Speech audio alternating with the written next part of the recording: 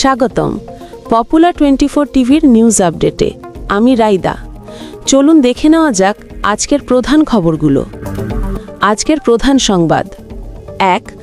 রাকসু নির্বাচন ঘিরে রাজশাহী বিশ্ববিদ্যালয় নিরাপত্তা জোরদার। 5 অনাবাসিক শিক্ষার্থীকে হল ছাড়ার নির্দেশ। 2.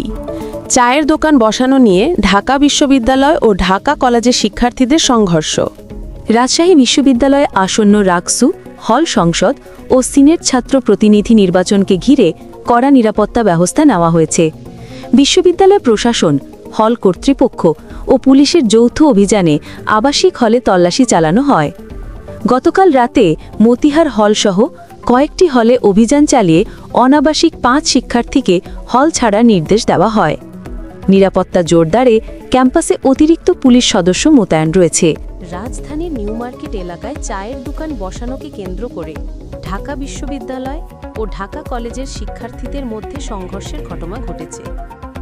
রোববার গভীর রাতে শাহনেবাজ হলের সামনে ধাওয়া পাল্টা ধাওয়া হয়। পুলিশ জানিয়েছে, সংঘর্ষে উভয় পক্ষের অন্তত 5 জন আহত হয়েছেন। এখন এলাকা পরিস্থিতি নিয়ন্ত্রণে থাকলেও অতিরিক্ত পুলিশ মোতায়েন রয়েছে। গাজায় আটক ইসরায়েলি জিম্মিদের মুক্তি দিয়েছে ফিলিস্তিনি সশস্ত্র সংগঠন হামাস।